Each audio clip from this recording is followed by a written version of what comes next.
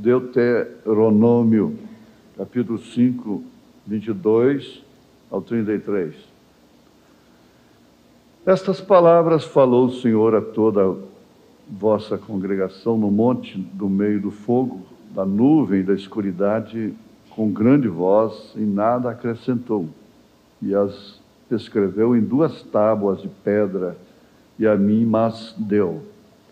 Sucedeu que, ouvindo a voz do meio das trevas, e vendo o monte ardendo em fogo, achegastes a mim todos os cabeças das vossas tribos e vossos anciãos, e dissestes: eis aqui o Senhor vosso Deus nos fez ver a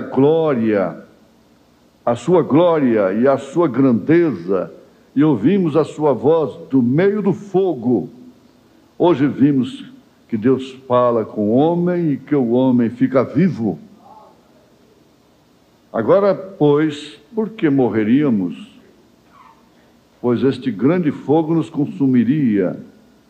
Se ainda mais ouvíssemos a voz do Senhor nosso Deus, morreríamos. Porque quem há de toda a carne que ouviu a voz do Deus vivente falando do meio do fogo, como nós, e ficou vivo? Chega-te tu e ouve tu o que disser o Senhor nosso Deus. E tu nos dirás tudo o que te disser o Senhor nosso Deus, e o ouviremos e o faremos. Ouvindo, pois, o Senhor a voz das vossas palavras, quando me faláveis a mim, o Senhor me disse: eu ouvi a voz das palavras deste povo que te disseram, em tudo falaram eles bem. Quem dera que eles tivessem tal coração como me temessem, e guardassem todos os meus mandamentos, todos os dias, para que bem lhes fosse, e eles e a seus filhos para sempre. Só dava bem, só dá bem. Vai, diz-lhes, tornai-vos as vossas tendas. Porém, tu está aqui comigo, para que eu a ti te diga todos os mandamentos e estatutos e juízos que tu lhes hás de ensinar, que cumpram na terra que eu lhes darei para possuí-la. Olhai, pois, não façais como os mandou. Olhai, pois, que façais como vos mandou o Senhor vosso Deus. Não declinareis, nem para a direita, nem para a esquerda. Andareis em todo o caminho que vos manda o Senhor vosso Deus, para que vivais e bem vos suceda, e prolongueis os dias na terra que haveis de possuir. A graça suprema da fé suprema para a hora suprema, ó Pai bendito. E nós estamos vivendo esta hora suprema de decisões, escolhas que determinam o nosso destino.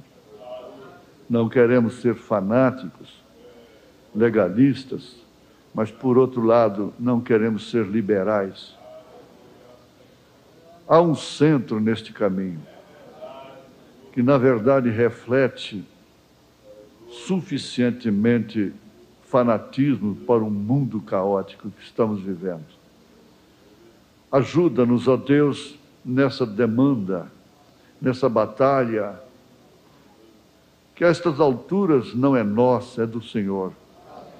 Pelo teu povo, escolhido desde antes da fundação do mundo.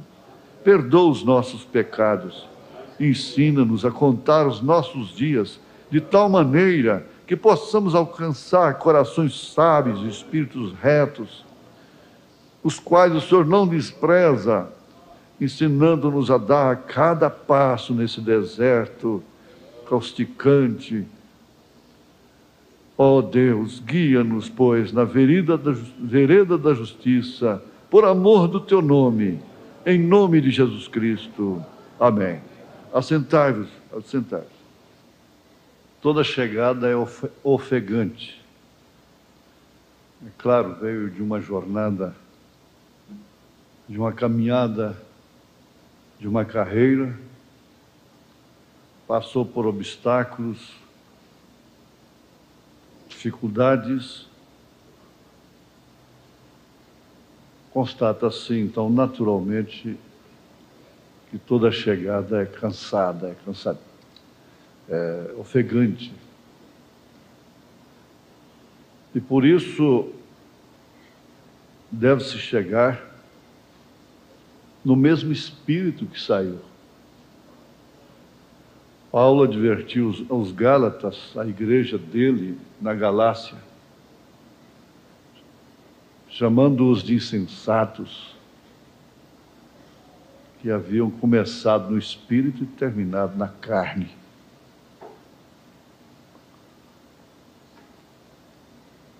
É uma mensagem muito realista, como, por exemplo, qualquer carreira que um homem, uma mulher empreende nessa terra, e mesmo a vida natural.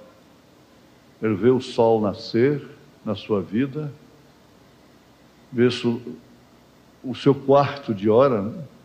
O seu quarto de dia, 9 horas, vê seu meio-dia, vê a sua tarde,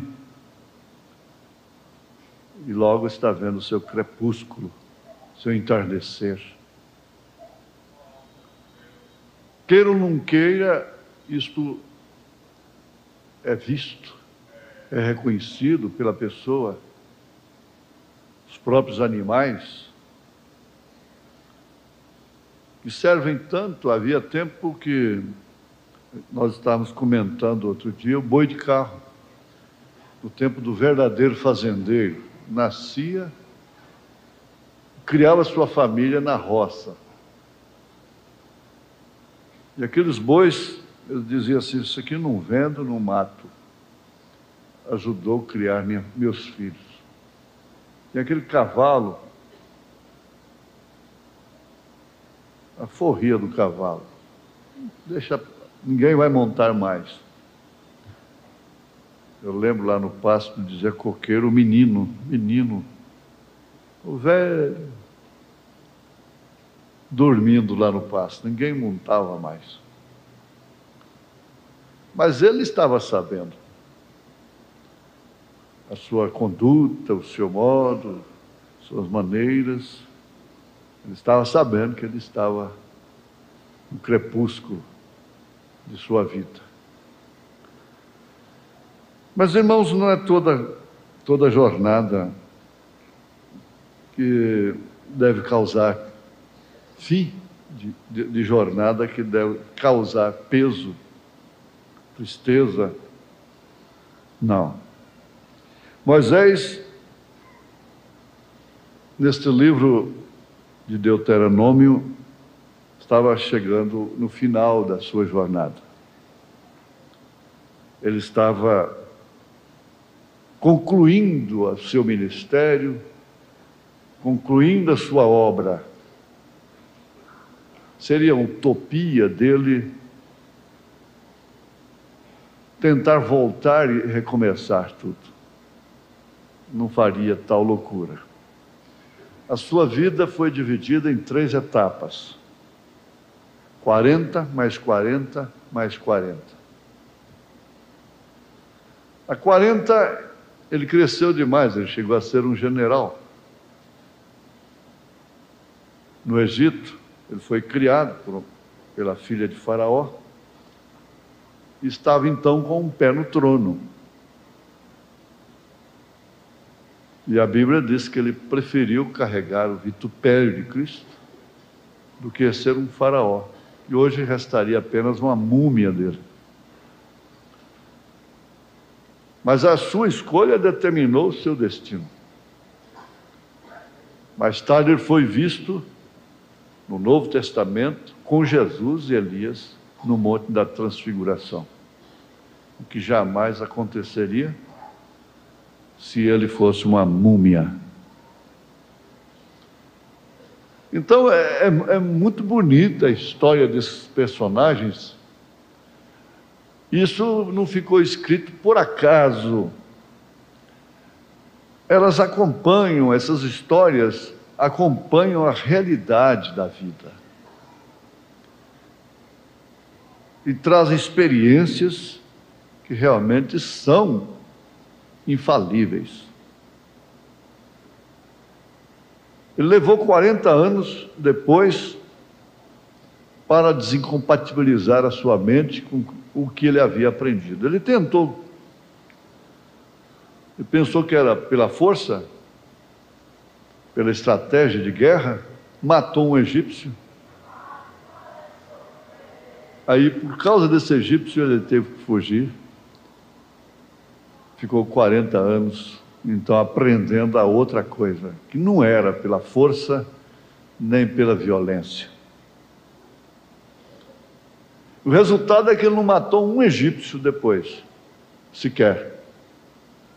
Chamou as 10 pragas, enfrentou o maior poder de então, entrava e saía, coisa que jamais poderia acontecer com o faraó daquele.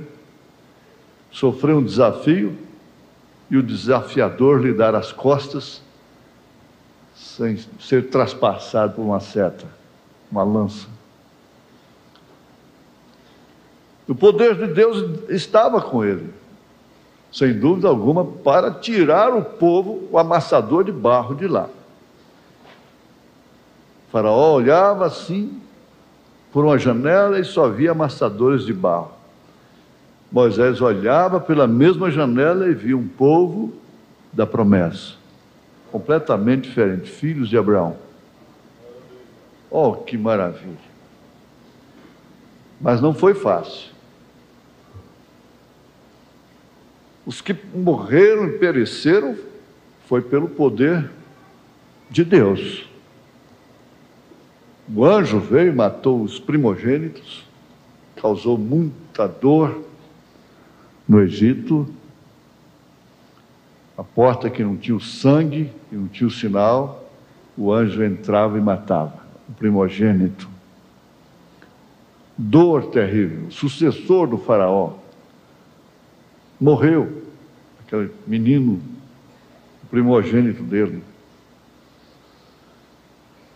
E o certo é que entraram também pelo caminho de Moisés, de Israel, no corredor do rio do Mar Vermelho, aquele corredor que Deus abriu, morreram também, pereceram todos.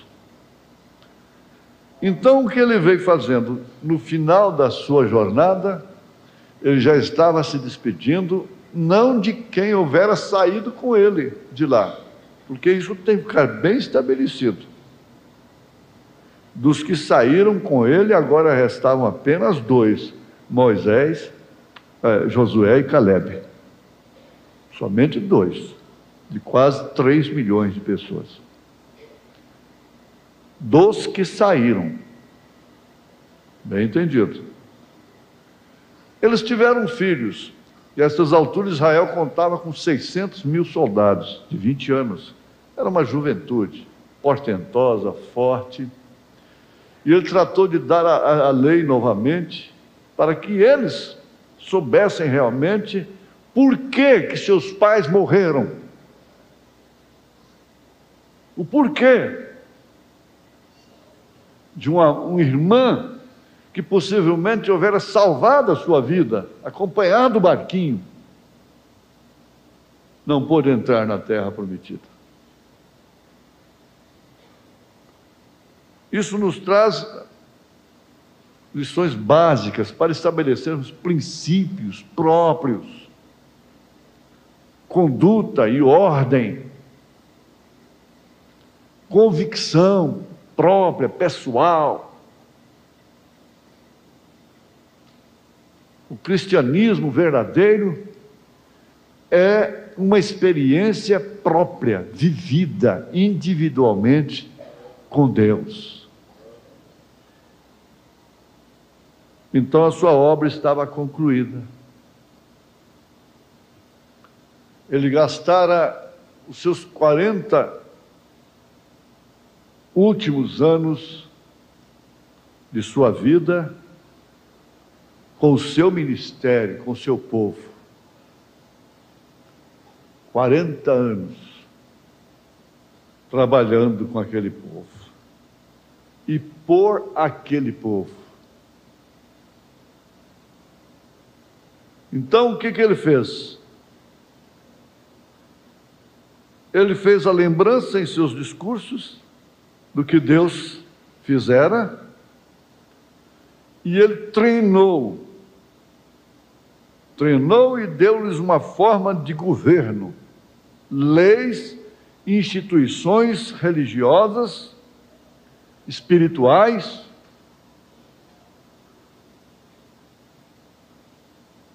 e os moldou como uma nação que jamais perderia sua história. Jamais perderia sua história. Nós já ouvimos, e vamos lembrar, que nações e nações portentosas mesmo, e cidades fortes, contemporâneas daquele povo, não tem nem anais, não consta em anais algum, não tem história. A única que tem é o hebreu, essa linhagem.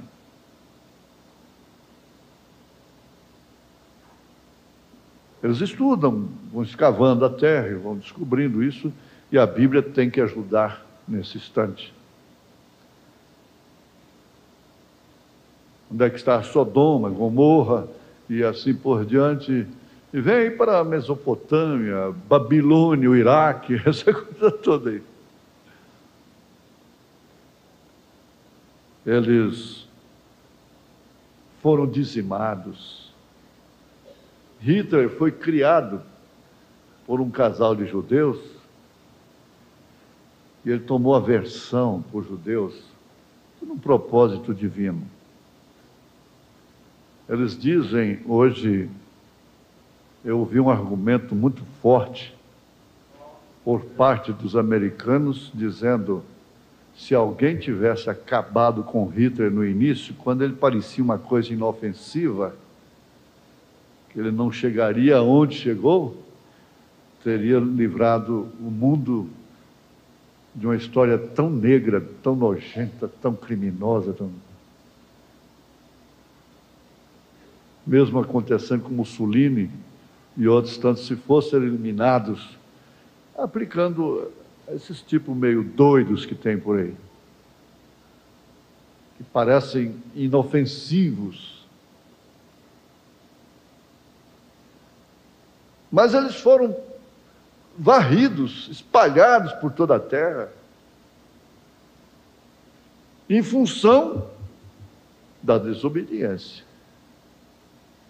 Tudo isso. Então, os filhos de Israel estavam agora no final da sua jornada, na planície ao leste do Jordão, de onde se descortinava a terra que tinham vindo de tão longe possuir. Estendia-se diante deles no esplendor da primavera. Coisa mais linda. Mas agora, aquele que saíra com eles, não entraria com eles.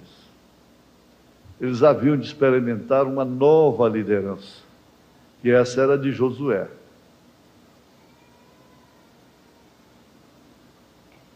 O Rio Jordão agora estava intransponível, uma barreira intransponível. Para começar, Jordão quer dizer fazer morrer a si mesmo. Seu egoísmo, seu eu. E agora eles tinham um Jordão intransponível, estava diante deles as cidades prometidas, sim, muradas que se erguiam em sua força aparentemente inabalável, que ninguém jamais poderia vencer, invadir. Mas acontece que o desafio ficou agora com gente jovem liderada por um homem experiente, que havia acompanhado a Moisés de uma forma muito dedicada, muito precisa, e aproveitando tudo, porque Deus sabia que ele seria o sucessor de Moisés. E ele teve a mesma prova, com aquela gente nova. Era abrir o Jordão. O Jordão, na época certa, na época da seca, podia ser atravessado em lugares que molhariam apenas os tornozelos. Ele é um rio desta natureza. Mas quando Josué chegou ali com o seu povo, ele estava transbordando. Por que não espera, então, o rio baixar? Não.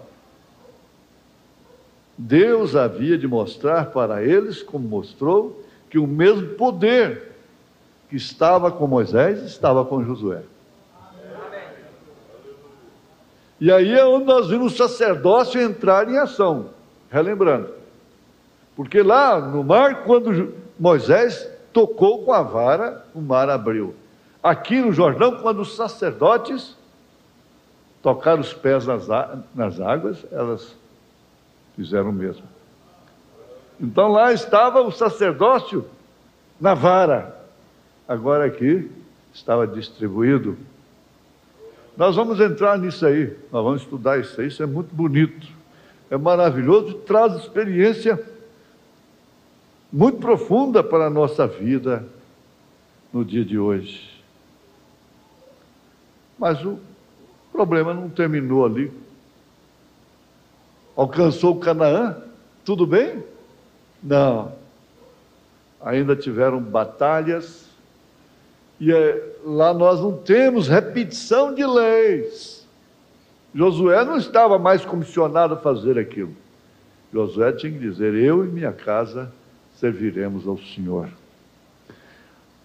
Nós vamos, se Deus der tempo e permitir, estudar livro por livro, e depois vamos ver que realmente o homem é que dificulta a situação para si próprio. Isso a gente vai aprendendo a cada vez, a cada dia que passa. Então, foi citado em Deuteronômio 12, verso 2. São estes os estatutos e os juízos que cuidareis de cumprir na terra que vos dei o Senhor. Que vos deu o Senhor. Não sei se é meu óculos ou o quê. São estes os estatutos, Moisés dizendo, são estes os estatutos e os juízos que cuidareis de cumprir na terra que vos deu o Senhor. Israel estava para entrar numa nova terra, e tudo dependia da sua constante obediência é inteligência. Obediência a Deus significa ser inteligente. Ele estava lhes dando a terra. Aquela gente ali não havia amassado barro para Faraó. Não tem experiência. Você vai, a história às vezes ela faz a coisa ficar até um tanto ingrata.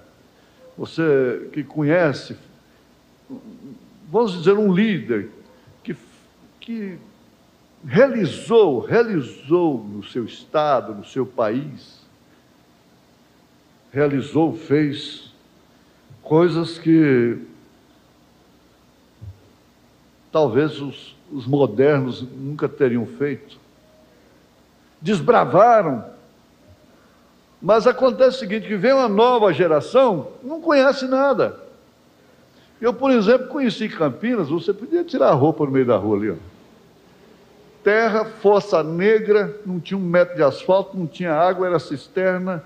Essa Anhanguera era a Avenida Amazonas, e o asfalto só vinha até no final da Goiás, na Paranaíba, morria na Paranaíba, e no Jockey Club. Tudo isso era matagal, setor aeroporto, essa coisa toda. E você não tinha estrada no estado, não tinha. Você levava meses, às vezes. Olha, teve casos para um caminhão de mercadoria chegar no extremo do estado e levar meses. Eu trabalhei num rodoviário e nós tínhamos um problema sério. Falava, pois bem, chegou um telegrama que a carga tal do Fenemê, Passo Curto. Bota o calço, bota o calço, bota o calço, quando vai subir, bota o calço, bota o calço, bota o calço.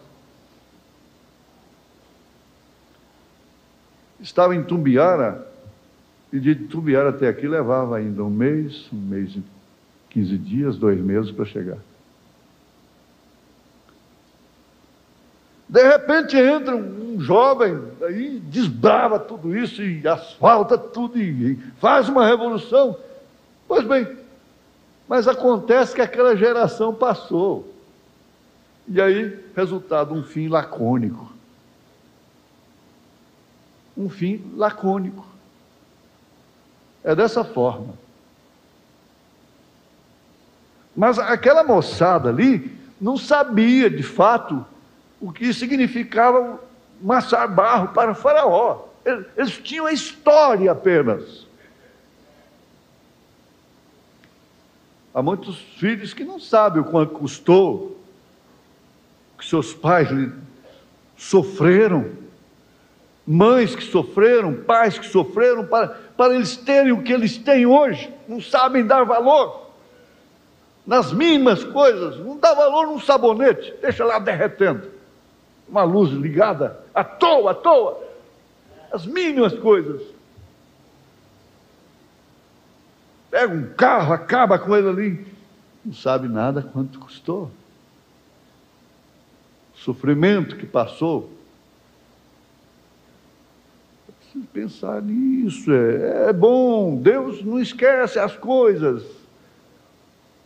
as más, quando não apagadas pelo sangue de Jesus, não serão esquecidas nunca. Mas também as boas não serão esquecidas por Deus. Pense nisto. É fácil alguém tentar passar uma borracha numa história. Não tem jeito. Não tem jeito. Agora, entrar em terra nova, gente nova, entrando em terra nova, o que fazer com isso? Por isso, Josué disse, eu e minha casa serviremos ao Senhor. E eu não quero adiantar o livro de Josué, porque nós estamos estudando o livro de Deuteronômio. Então, ele estava na terra. Deus queria ensinar a Israel realmente o amor que é o real cumprimento da lei. Aí nós vamos em Romanos 13, na carta aos Romanos, capítulo 13.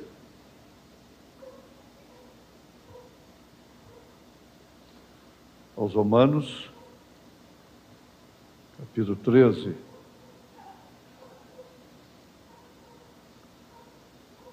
Você vê como escola dominical, às vezes a gente tem que fazer isso. Os Romanos capítulo 13, verso 10. O amor não faz mal ao próximo, de sorte que o cumprimento da lei é o amor. Não vamos misturar esse amor. Eu estava vendo ontem um salão de beleza com o nome Ágape. Será que essa pessoa sabe o que é ágape? Colocaram um nome, um salão de beleza. Ágape, será que sabe o que é isso? Moisés declarou, enunciou a lei de modo simples e claro. Ele sabia perfeitamente, melhor do que ninguém, que o meio de fazer aquela terra prometida ser o que de fato seria para Israel era a obediência aos estatutos. Era o único meio. Porque o céu é uma maravilha, mas o único meio, você entende? Sois meu povo, foi o que Deus disse, com propriedade, no possessivo. Sois meu povo, e eu quero vos dar uma terra, segundo a promessa que fiz a meu filho, ao meu servo Abraão. Agora, Deus colocou Israel lá dentro. E eu disse, por que Israel, ao ser levantado, não pediu a Amazônia? Eu acredito que o Brasil daria, não? Daria? Será? Por que não pediu uma outra região da terra, um lugar mais fértil? Mas fez questão daquele lugarzinho ali. Aquele lugarzinho ali tem uma cabeça de taxinha enfiada ali no mapa de Deus. É ali que a coisa começou. Aleluia. Foi ali que começou. Ele voltou para lá. Mas o mais importante que nós temos de tirar disso aqui é o seguinte, que Deus prometeu um lugar, uma terra limitada para Israel, para o povo, politicamente falando. Israel, politicamente falando. Espiritualmente falando, o Israel de Deus é todo o corpo espiritual, filhos de Deus na terra. Formando, então, o povo de Deus, que é a noiva de nosso Senhor Jesus Cristo. Sabe o que ele prometeu? Foi toda a terra. Ele colocou Israel dentro de Canaã. Ele colocou. E ele colocará a sua noiva, o seu povo escolhido, nas bodas do Cordeiro, no milênio, na eternidade. Isso está escrito, os mansos herdarão a terra. Por que Jesus não aceitou todo o reino do mundo lá no monte da tentação? Porque ele sabia que tudo era dele.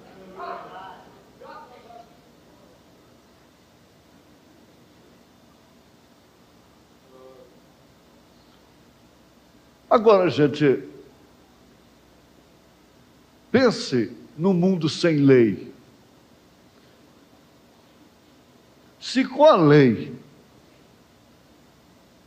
nós temos o que temos, você já pensou o mundo sem lei? Você já pensou essa terra sem governador, sem prefeito, sem policiais? Sem presidente, e cada um fazendo o que bem entende. Já pensou isso? Vocês põem isso no caráter. Cristão nunca participa de uma depredação desta, vergonhosa, de ônibus, de propriedade do próprio trabalhador.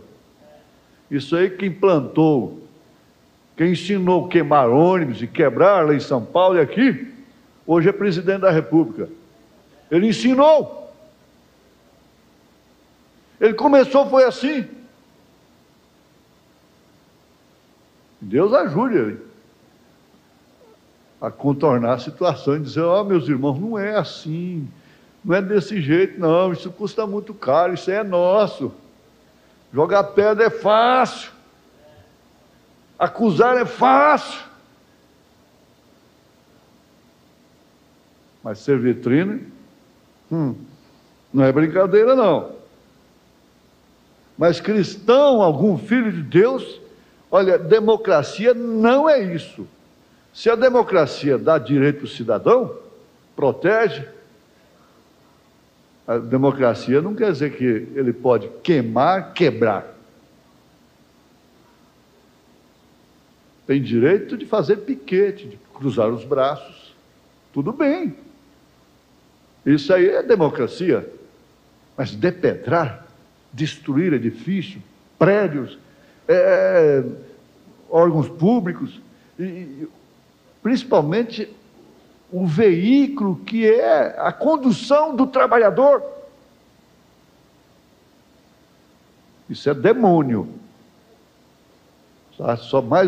Só há uma explicação para isso: demônio. Cristão nunca se mete nisso. Não esteja nisso. Nunca.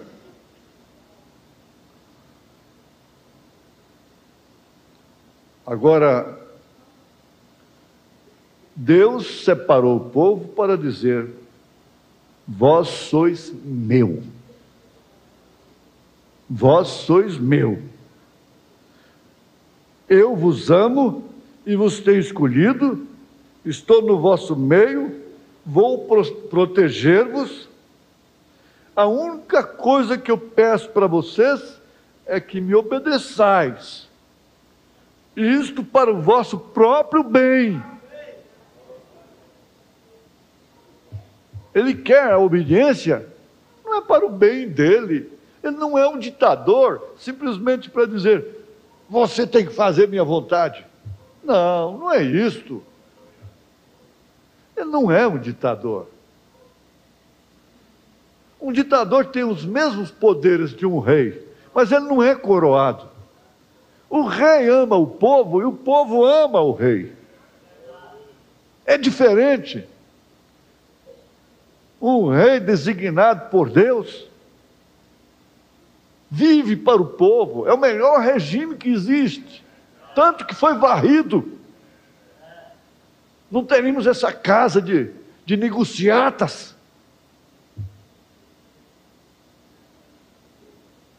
Mas um rei que amasse o povo, e o povo amando o rei, um rei que descia e se disfarçava de trabalhador,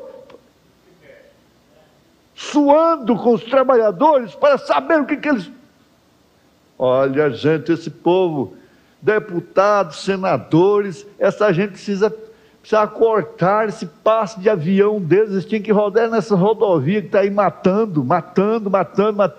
Todo dia vão buscar dinheiro emprestado lá fora, fortunas para a rodovia, e cobra do povo uma fortuna, e as rodovias acabando cada dia mais fácil.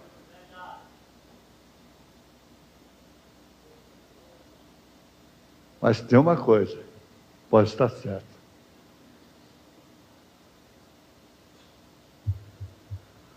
o nosso rei está vindo aí.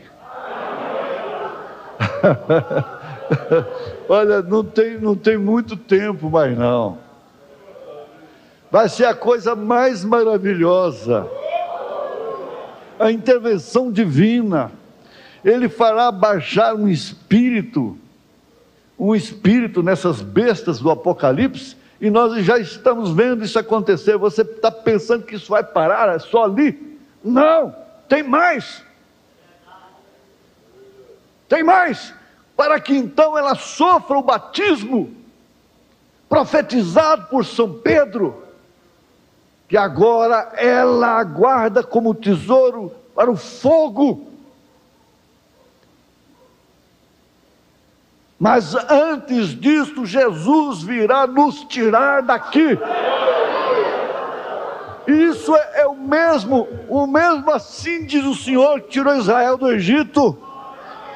É o mesmo assim diz o Senhor que abriu o Mar Vermelho. É o mesmo, assim diz o Senhor, que abriu o Jordão. É o mesmo sacerdócio que está nesse corpo. Isso não é matéria de seminário de teologia. Isso é assim diz o Senhor.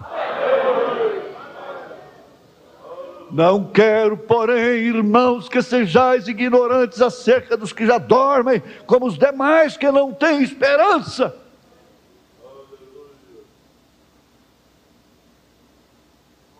Mas assim como Jesus ressuscitou, eles também vão ressuscitar. E sob o alarido, sob a voz do arcanjo, sob a trombeta de Deus, nós seremos transformados, juntamente com aqueles que foram ressuscitados, e subiremos a encontrar o Senhor nos ares. E aí o que estará acontecendo com essa terra? Eu vi o Papa no jornal tão pensativo, tadinho, por causa de umas pessoas que estavam morrendo ali. Eu disse, o que é isso? E quando eles estavam matando 68 milhões de cristãos queimados aos poucos, depois ele vem e pede desculpa para o mundo. Engraçadinho, né? Vem e pede desculpa para o mundo. Tem um medo de guerra que precisa ver, porque eles sabem conscientemente que a guerra vai terminar lá. Dá o ouro aí que você está aí, está com ela. Vai terminar é lá. A Bíblia diz que é lá. Não é amor, não, é medo. Porque ele sabe que vai terminar lá. Está escrito, portanto, é assim diz o Senhor. A estátua de Nabucodonosor, o sonho dele está em pleno cumprimento. Daniel chegou e interpretou. Cabeça de ouro é o reino babilônico. O de prata era o grego, o medo persas. O de bronze, o grego. E o de ferro e barro, lá embaixo, romano. Roma está reinando no mundo. Ela manda um país desse fechar por causa de uma estátua chamada Aparecida, ela tem que fechar. E os evangélicos fecham tudo. Ela diz, olha, a padroeira de Goiânia é tal dia. Tem dia santo todo dia. Depois tem o dia de todos os santos. Isso é brincadeira com o povo. Todo dia tem um dia santo. Todo dia tem uma padroeira nessa nação. Depois, o dia de todos os santos.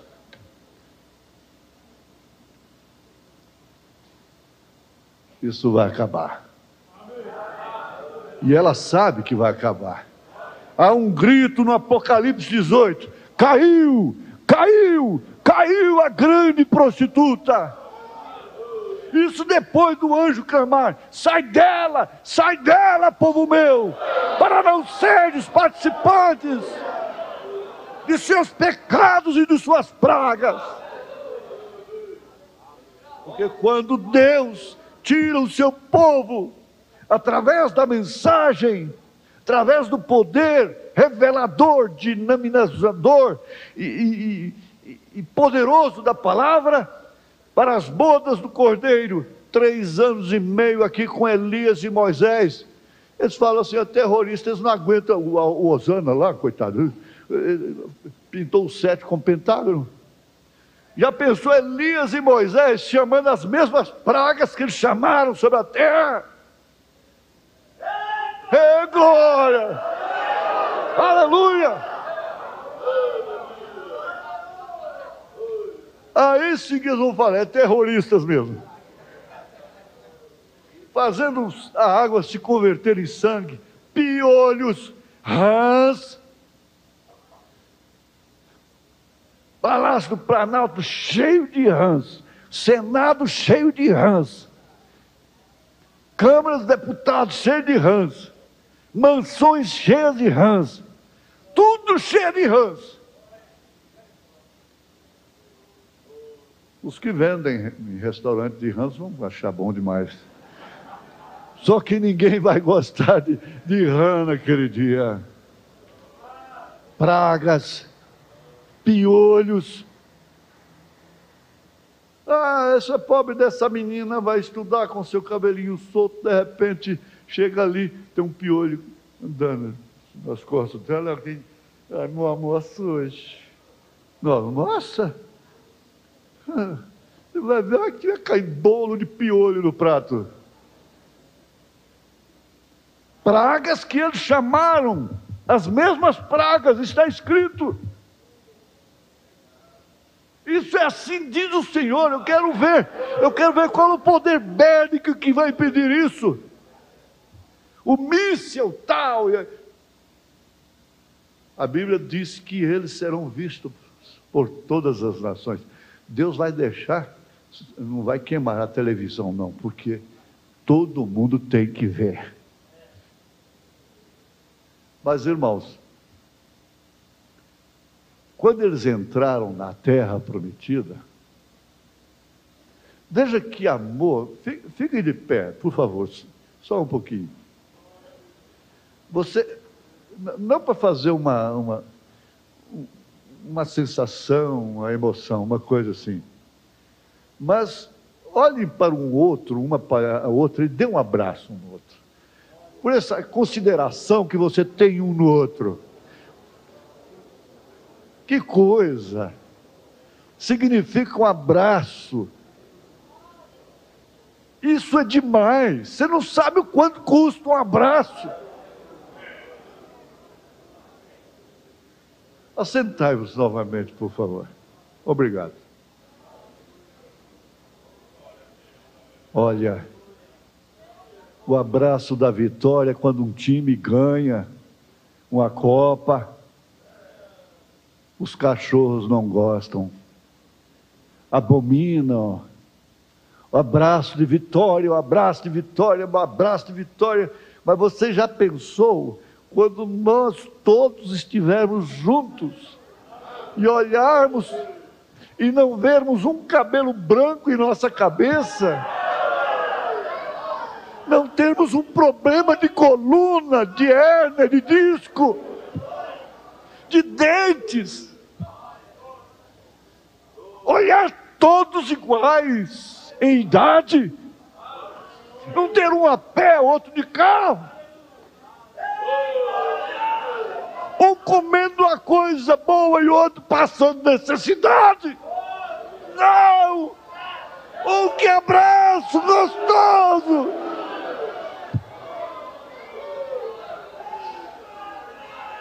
Você vai dizer: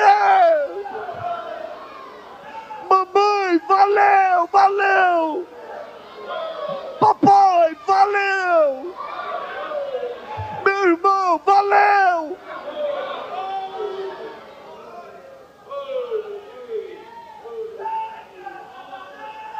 Amém, amém. Ora, se nós não nos alegrarmos com essas verdades, enquanto o mundo se alegra com mentiras,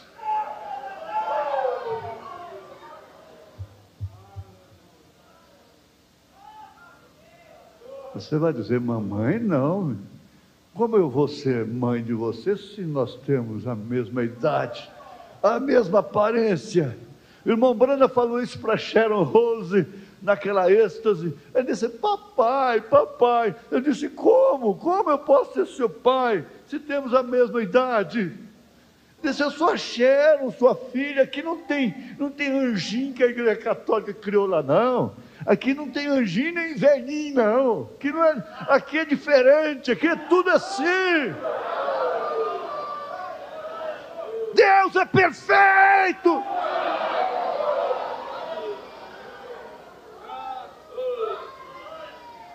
Que Deus seria esse se não tivesse uma outra dimensão? Que Deus seria esse? Qual é o propósito dele descer aqui? Se transformar em homem, morrer na cruz.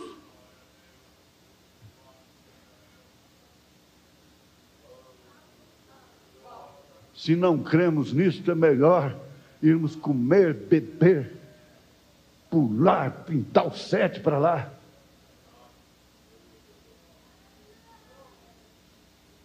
Eles deram abraço quando atravessaram o Mar Vermelho.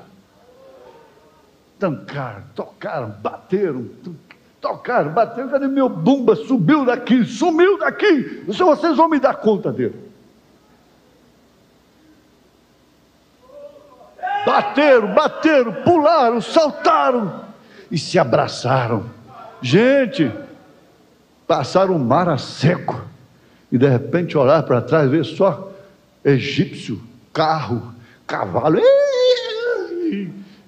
e soldado, tudo morrendo afogado. Aquele rolo compressor que vinha atrás deles. De repente olha para trás, o mar fechou novamente. Acabou o rolo compressor. Aí foi festa. Festa, mais festa, mais festa. Abraços e abraços. Ora, se atravessar ali causou tanto júbilo, tanta alegria. Você já pensou, hora que nós estivermos lá do outro lado?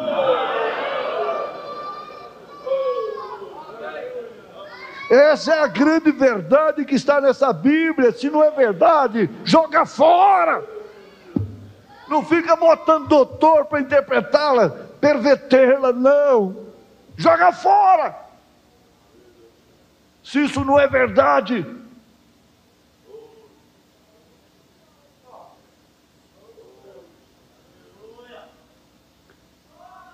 Irmã Brana teve uma êxtase de profeta e ele foi lá.